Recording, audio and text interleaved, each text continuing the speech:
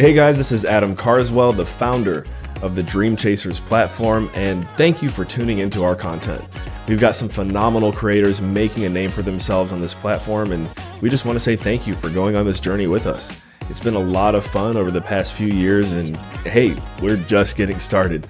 We would also like to take this moment to shine light on our sponsor, Raise Masters, the #1 mastermind for elite capital raisers. To learn more about Raise Masters, you can go to raisemasters.com. That's raisemasters.com. And again, thank you for investing your most valuable resource with us, your time. Now kick back and enjoy the show. Hello and welcome to the TGIF with Courtney podcast. I'm your host, Courtney Stone, and today we have a very special guest, Bethany Finch. Bethany, how are you today? Hi, Courtney. I'm great. Thank you very much for having me. Happy Friday. Yes, TGIF. Thank you. Thank you so much for coming on the platform. So we'll just jump right in here. Why don't you tell us about your story, your journey into the business that you're running and how you've gotten there? So I'm actually running 4 businesses right now, and it started years ago. I would probably say many, many moons ago, but the reality is it started when I was about 10. I grew in and out of foster care and different scenarios, and I had to figure out how to buy clothes. I was tired of my brother's hand-me-downs that never fit and were ugly and wanted something different. So always trying to find ways to hustle and get money. So I was always doing all kinds of odd jobs. Then as I progressed, I wanted to play sports and I wanted to do different things. Again, it all cost money and I had to figure out a way. I didn't have, parents shoveling this kind of stuff at me. And so finding I needed flexibility. So it was always figuring out who and where I could get money from. So then when I got married and started our family, again, I wanted that flexibility. And my career really didn't have as much flexibility. So what I decided was that I was going to start another business.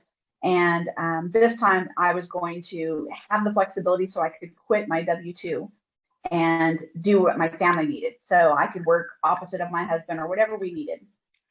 So originally, one of the first businesses I started was a consulting business. And I literally did it just so my husband and I could go out to dinner on somebody else's dime. It was great. I love that.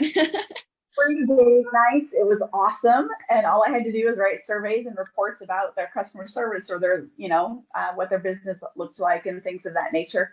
And then that kind of evolved to bigger and better things to where they would giving us, weekend stays and things of that nature. Sometimes free gas. I mean, it just kind of grew and grew and grew. And then I like the idea of that entrepreneur flexibility. And I'm like, okay, this isn't going to give me as much money as I want. So let's expand. So then I expanded my business and just kind of kept growing my business out. But it was always to have the flexibility for my family. And then now, as I've evolved as an entrepreneur, it was like, okay, I want something that's lasting. I want that legacy. I want something that continues to provide flexibility, but although my kids are grown, I don't need it necessarily to take care of my kids. I needed to take care of more of what I want to do in life. And what I want to do is not be tied to a desk 40 hours of my life every single week, right? So I want to have more control over my time and my financial resources. I don't want somebody dictating to me, hey, this is how much money you make, because as we've found in the real world, because you're a girl, even though I had the exact same skills as many of the guys, right? So it's like, nope. I'm done. No one's going to dictate to me how much I'm worth anymore. Yeah, that's really amazing that you bring that up. I think there is a huge disparity, kind of how we were talking about before the call, even that women in business, sometimes we thrive in it. There's statistics to show, but getting your foot in the door is somewhat harder, I think. And sometimes maybe people don't take you as seriously, or there's just a structure in place that doesn't really hold up to introducing more women in the more powerful positions. So I think that's great that you bring it up. That definitely seems like something that you had to overcome. And what was your kind of experience to overcome that? So in all of my positions when I was a W-2 employee, I always rose and excelled fairly quickly. I used my jobs to get in the door, and then they showcased my skill set. So they're like, oh, wow, we need her here, here, here, and then I would escalate very, very quickly. But it also came with a lot more responsibility. So at different times, the demands on my time became greater and greater. And I noticed I wasn't getting the same pay. For instance, a lot of the guys could get the time off whenever they wanted, but I couldn't get the time off. And they were able to, it's like, wait a minute, I know my store did more than you. How come, and then they would get promotions or not a promotion in a title, but a bonus that I wasn't necessarily getting, things of that nature. And it was like, and it wasn't like we were telling each other this was my paycheck this week. It wasn't like that scenario, but there were just things that you could see that would add up. So I decided that, okay, maybe there's some little bit of truth to the disparity part of it, but how much of it was because I didn't come in at that level. Many of the men hired in at those levels so they could command a different salary.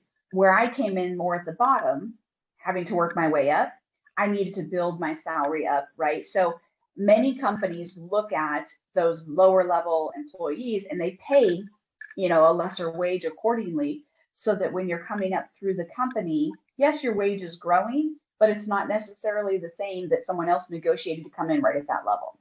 So once I understood that, I was like, okay, so if I just need to come in at that level instead of starting at the bottom, and that's what I did. I started going after those mid-level positions and going, okay, what do I do here? And just kind of watching and seeing what were the differences and how, did it ever mean that my salary was exactly the same? No, but I don't know that we ever 100% know that.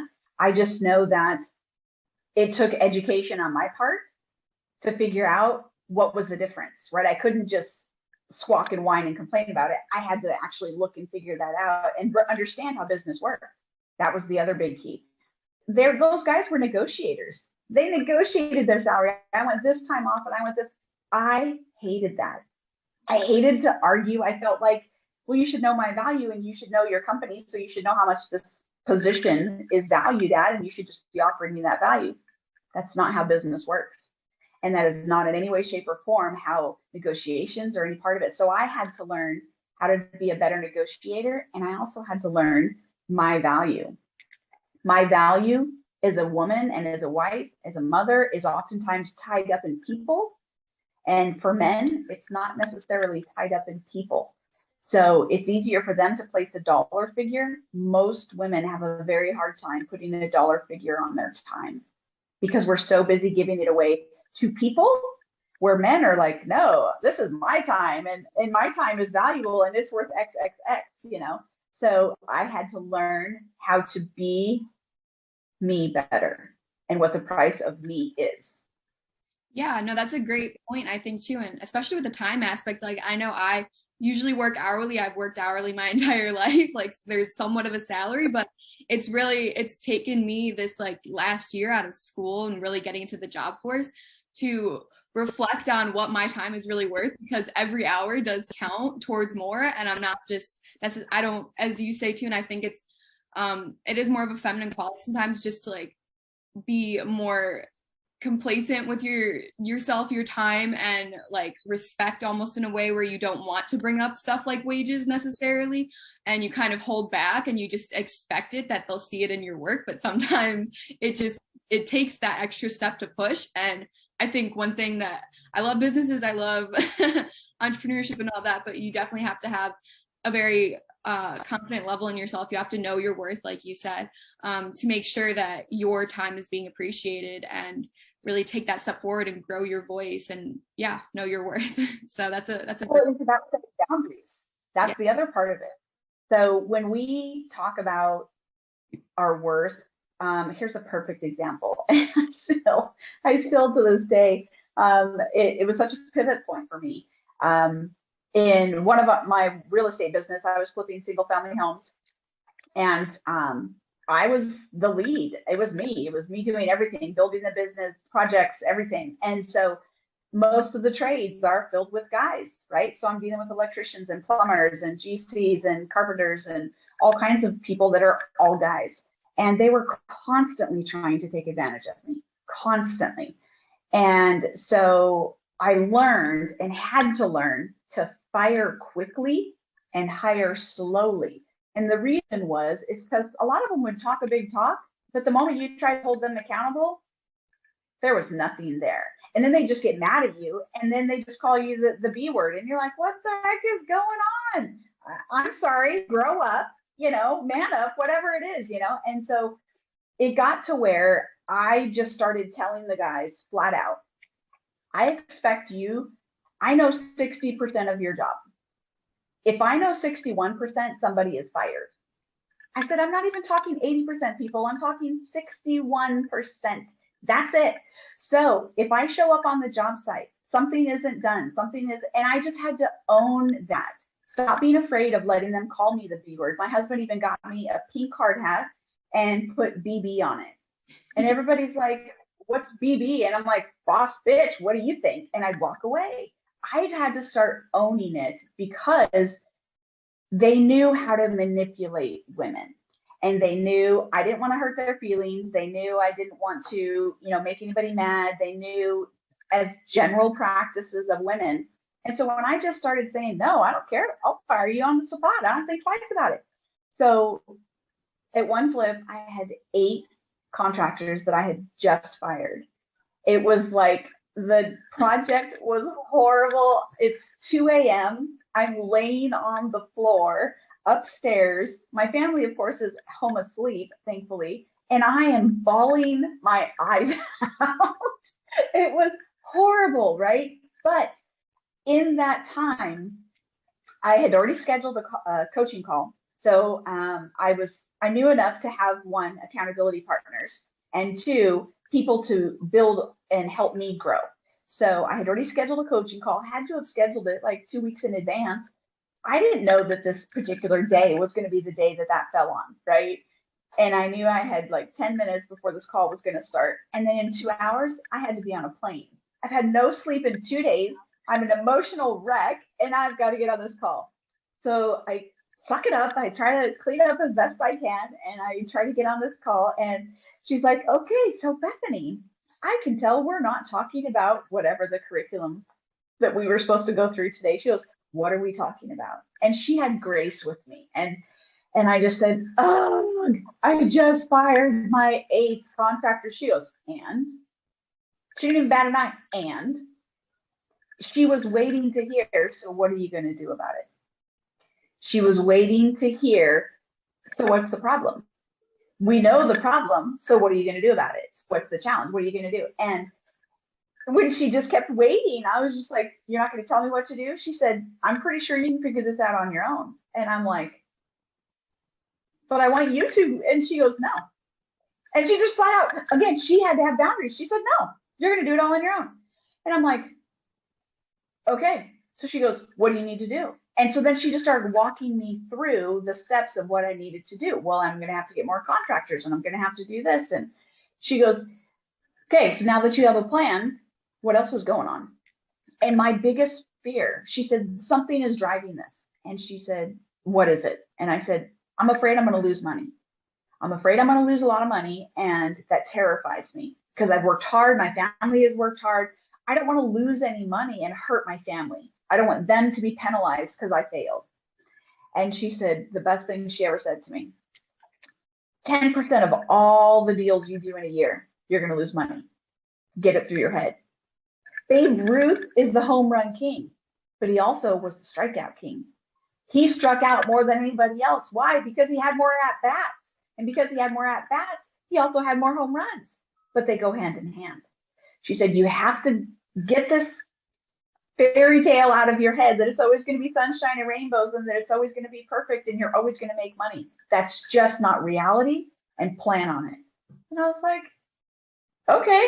And once I got that, I mean, it changed everything for me in my business. I still got on the plane. I still had no sleep.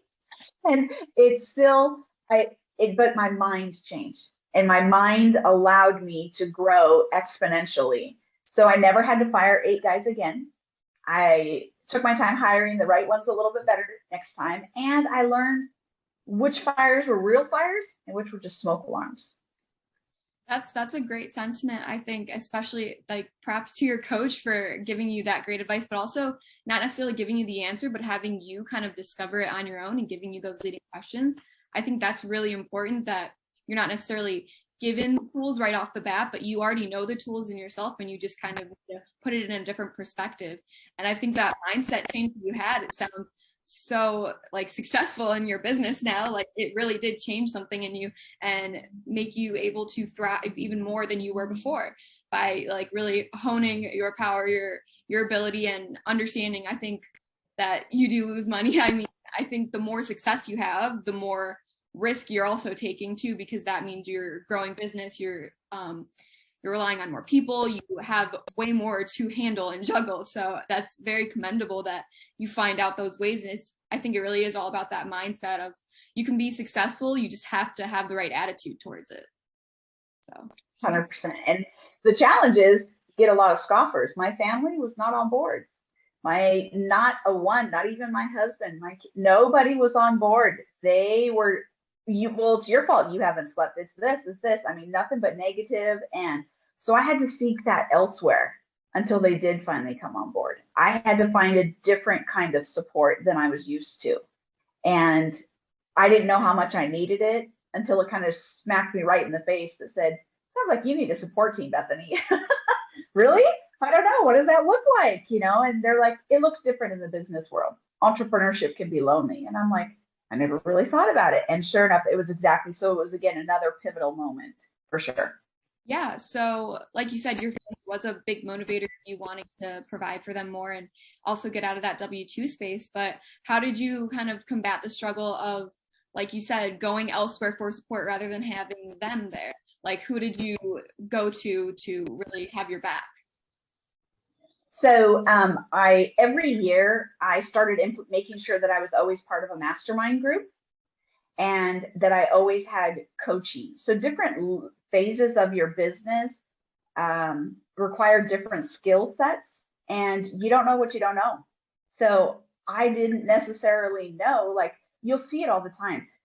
There's a ton of contractors that are phenomenal carpenters, but they're terrible businessmen. They have no idea about finances or books or any of that kind of such. And then they go into business for themselves and it's a mess. It's an absolute mess. And it's the same way in business and life and so many things. So we have to find someone else. Ever since growing up, I didn't have what a lot of other kids had. So because of that, I needed to learn what being a parent looked like, and I had no skills. I knew I had no skills, so I needed somebody to teach that to me. So at church, I always sought out older women, and basically just they mentored me through the years of my kids growing up. And I remember at one point my daughter would not go into nursery, and we're talking like just an hour. She would scream bloody murder. She'd make all the nursery workers and the kids upset, and everybody hated it. And I had to figure out a way to get through this, right? And one of the older gals that was one of my mentors said, Bethany, I'm here at 8 a.m. Start coming to the early one. I will take care of it. And it took a month for her to work my daughter through that so that she could learn it was okay. Mom would be back. You weren't abandoned. It was okay. And in doing so, we just progressively continued to learn and grow. And so as I went further in my business, I'm like, okay, I don't know how to do this. I need to find someone who does. And Dan Sullivan's book, Who Not How, it's huge, right? God might have given me the vision for things, but I don't necessarily know every aspect of that. So just like how I had to work and build out my accounting teams, and I had to move through a few different teams to recognize, okay, you're not scaling, you're not doing this, we need to move along. You're not going to keep up with my business and where my vision is going. And I had to recognize that to be able to pass it on, but I didn't know what that looked like. So I had to learn, right? So I had to sit with other business leaders and learn how to develop a vision and how to communicate that vision to others. And how many assistants did I go through time and again because I was a terrible leader and I didn't know how to, tell them how to do their job. So I had to learn how to be a better leader and so each step I needed to find someone else. So that's what my mastermind groups were. They were either individual coaching on, for instance, real estate and how to do real estate right and deals and different things, or leadership coaching, tools and training for me as an individual and a business leader, or individual mentorships and whatnot within my own church, people that I felt safe and trusted with, had the same like-mindedness as me, and that it was on a personal level that was different than my business level. Got it. Well, that's amazing. I'm glad you found that support. And I think it is a great thing to say about sometimes looking to family for support is great, but then also having that outside opinion who have the people who have actually gone through that specific situation. Like, your family always backs, they always love you, but to have someone to walk you through other steps in life that actually have the knowledge and experience too is very commendable. And to go seek, I think that's the first step that people have trouble with, is just like getting to that point of realizing they need to seek help sometimes, or that it would benefit them whether they needed it or not, just to talk to other like-minded individuals like that. So that's great, honestly. Yeah.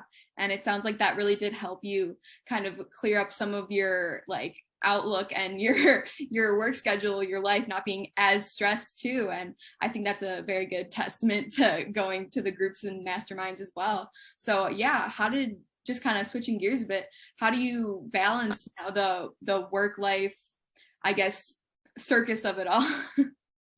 Yeah, it is a very much of a circus, but I think the difference too is God created all of us different. Some people like structure. Some people want the Monday through Friday, 8 to 5, go to the same place, do the same thing, monotony. Some people find that comforting and peaceful, and they thrive on that. I am not one of them. Most entrepreneurs are not one of them. We thrive on challenge. We thrive on variety.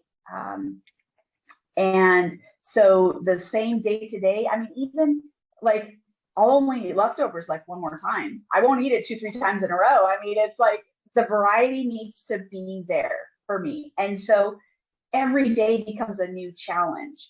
So if you stop and you step yourself back to, okay, and this was a different transition for my husband when he came on board with us, because he is not the entrepreneur I am. He is used to the Monday through Friday, 7 to 4, that kind of thing. And he wanted to do the same thing. And I'm like, it doesn't work like that, buddy. And then once you kind of change your mindset and your thinking of, this is the task, I have X amount of time this week. When do I want to get that task done? It's not an unlimited amount of time. It's a fixated time, where in the past, you had 40 hours, right? And you had 8 hours in a day and this and that. You might be able to get those tasks done in half the time, or it could take you twice the time. It depends on your mindset. And so when we stop and look at, okay, these are the tasks I want to accomplish this week. These are the tasks I want to accomplish this month, this quarter, right? And we plan kind of different things out. We also kind of determine how much time we're going to allot for it. So we start dictating to our day what we want our day to look like. So Fridays, I do, like you, I do a lot more of my speaking events and things on Fridays, because it energizes me. It gears me up. It's variety. It's not Mondays. It's a lot of putting out fires and meetings and going through that, right? Tuesdays, Thursdays are more professional days where it's high level, focused, business oriented things. I'm doing marketing or different things. And so when I stop and look at that and go, okay, what energizes me, gears me up, gives me something to look forward to, because then all week long I'm looking forward to it. So I have to stop and lay my week out, lay my days out, like what's going to energize me, what's going to drain me. If these are draining tasks, assigning them or putting them on at a time of day that I know I'll have the most energy instead of the least energy, right? Because if I try to do it when I have the least energy, that 1 hour task turns into 4 hours, right? Yeah. So I have to be more proactive. I have to be more intentional. And that goes along with my personal life as well. My husband and I have to be more intentional about, we're 100% remote, Courtney. I'm not sure if you know that or not. We are 100% remote. We're in an RV. Wow, that's a different lifestyle in itself too. And yeah, you can touch on that, please. How does that definitely change, I think, your entire structure? Yeah. So for us, we have to be far more intentional than the average person who just comes and goes from their house every day. We're in different areas and different times. Sometimes we'll be in a park hooked up. Other times we'll be boondocking out on the side of the mountain somewhere. And we have to look at it from, okay, we're going to be in this area. What things do we want to do? Then when we decide what things we want to do in that area, when are the best times to do it while we're here. And then we basically move our work around that schedule. So we have to be very, very intentional. So for instance, we wanted to take a couple days to really explore Tampa and enjoy that. And so we looked at the schedule and looked, okay, we're going to take these 2 days. It was like a Tuesday, Wednesday. And then we just bumped everything else around it. Other times it's, okay, we're going to have all of the work has to be done by noon because we're leaving at 1 and we're going to be all day at Cocoa Beach or Daytona Beach or whatever, that we've planned. So we're much more intentional about, okay, we're going to be in, like right now we're in Arkansas. We're only here a week. And okay, what things do we need to accomplish while we're here? And then what do we want to? We have a bunch of friends here, so we're scheduling in, okay, when can they meet? When can they meet? And then we're moving everything else around it because we want to prioritize our life so that it's still our life, right? So our friends are important to us. We're prioritizing them. Obviously, our business is important, so we're prioritizing them. And then we turn around and go, okay, now where are we going to be at next week? Well, next week we're actually traveling. We're working 2,000 miles back to go to San Diego. We've got a mastermind meetup in San Diego. And we'll spend most of the month of May in California, visiting family, visiting friends, obviously working and that kind of such. But right after our mastermind, which is a lot of work, we're going to go spend 2 days at the beach, right? And we're just going to kick back and relax at the beach. And we're very intentional about that. So we try to reward ourselves whenever we know conferences are very demanding. We always try to do something fun. So within the next 24 hours at the end of the conference, whether it's going and doing something, I love everything from skydiving and cliff jumping and all kinds of crazy stuff, race car driving, all kinds of stuff. My husband, not so much. So sometimes if it's just me, I go do those stuff. If he's with me, then it might be something more tame, like a dolphin cruise or something thrill seeker. Yeah, definitely. And so it's definitely something fun, but we put that again in our mind. So all the work at the end, we have the reward. It's an immediate thing that we recognize and we just try to reward ourselves. Same thing in our marriage. It's challenging when you're working together and there's a lot of stress and keeping that stress separate. So it's nope, I'm taking my employee hat off today, or I'm taking my boss hat off today. And hey, honey, how was your day? No, we don't have those questions, right? It's like, that's what happened. So it's, hey, what are we doing tonight that's not work? That's usually how it goes. No, that's great. And I love that you kind of told me about your story of how you're RVing around the world and kind of, or I guess around the US. Just out of curiosity, have you visited all 50 states? I'm guessing you've gotten to at least half. We have. We've actually gone to 25 or 27. We talked about whether or not we wanted to do all the national parks. And originally we were only going to be in the RV 6 months. We had committed to the Lord and said 6 months. And then a year and a half later, we're still here. So we haven't fully decided if we'll do the, like all the national parks or if we'll just do all the states. We're still figuring that out. Yeah, no, that's great. And again, back to your other point about how you do work with your husband too. I think it's very, especially when you're working with family or especially your spouse, to take those different parts of your life, because you both have business and then also just personal life, that you're always together, always surrounded. You have to make sure that there's a structure that you guys can kind of separate when you talk about work and when you guys have to put it on the back burner, because then it doesn't like wear on any part of you guys. So yeah, that's right. Great. But yeah, thank you so much. You answered my other questions too. I was wondering like what you did to relax and unwind kind of, and what do you think your favorite way is? I know you're more of a thrill seeker, so maybe it's doing something fun and just you're all over the place too, so you have tons of options. Right. So I'm a hiker. I love to hike. I'm also on a weekly basis, I have to be in a pool 3 days a week just to keep me kind of grounded, literally, and also just that energy and moving of the energy and whatnot. My husband's like, I'm pretty sure we need to go find a pool today.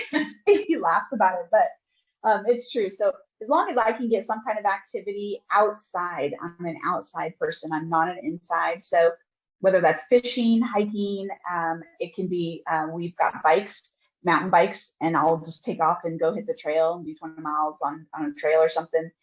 Anything that gets me outside usually definitely relaxes me and unwinds me, but it also is very restorative to me, for sure. Yeah, it sounds like you both have that physical wellness of getting out in nature and really taking your time to yourself and your family. And also you have that kind of mental stability and mental support system of your mastermind. So it sounds like your health and wellness on both ends is great here. I mean, any tips and tricks for anyone trying to get there and like build themselves up to be healthier, both mentally and maybe even physically, just small things that they could do to really early on, before, masterminds cost money, and early on I found other ways to invest that didn't cost money. It just cost my time. It's always going to cost you something, right? But it costs my time. So I would constantly go to all kinds of different meetups and just try to meet all different kinds of people until I found the ones. And I would have small mastermind groups. Basically, I would kind of develop my own group, and I'd be like, hey, once a month we're doing, let's get together for coffee or whatever. And we just kind of develop our own mastermind group. And it may not always last. Sometimes it's only 6 months. Other times it might be a year. And some of them have become very good accountability partners. Others have gone on to, they weren't even interested in real estate, and now they're full-time real estate investors as well.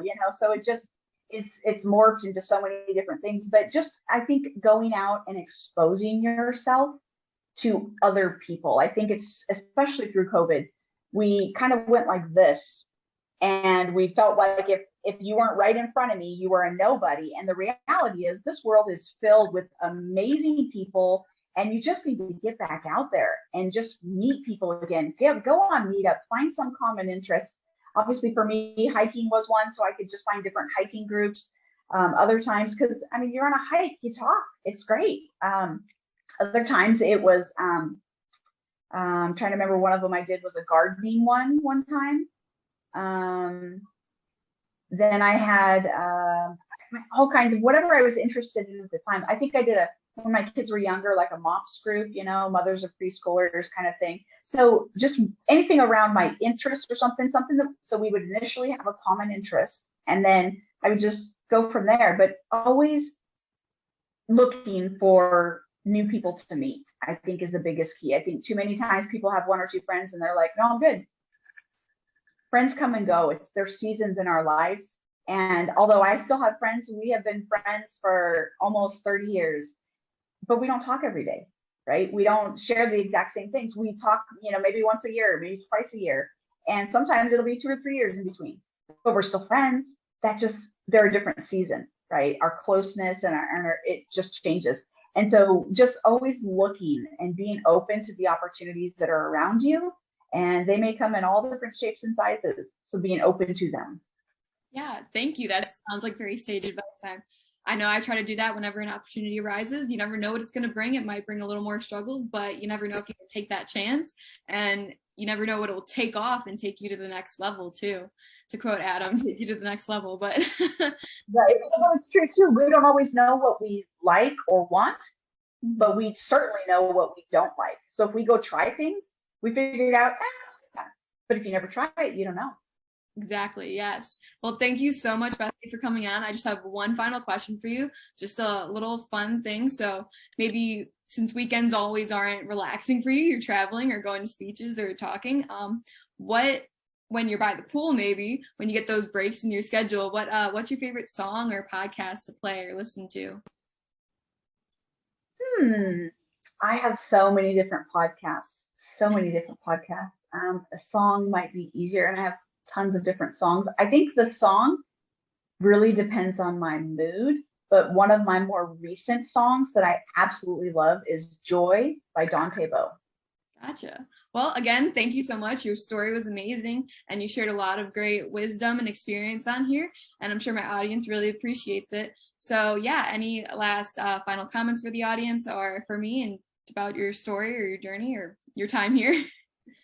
Yeah, no, well, I'm happy to connect with anybody. They can reach out to me on LinkedIn, just Bethany Finch, or my company, American Made Home Solutions. I do have, again, recognizing the value of learning. I have an entire YouTube channel just full of free information. Everybody is welcome to go to it. It's American Made Home Solutions. And you'll see my early years, and they've gotten a little better, and then they get a little better, and then it gets better and better. So it's you will laugh, you'll be edutained, right? But it'll also provide a ton of value, whether it's you're looking at short-term rentals like we do, whether you're looking at single-family home flips, whether it's multifamily syndications like we do, or maybe it's just the credit hacking side of things and all of our ninja tips that we offer folks. Whatever it is, just dig through there. You'll find tons of nuggets and treasure, and it's completely free. So take advantage of it. Awesome. Great. And our listeners can also find everything you just mentioned in our show notes. So if you're listening, take a look at those if you're interested. And yeah, thank you so much, Bethany. Had a great time talking with you. And that's TGIF with Courtney. Thanks, guys.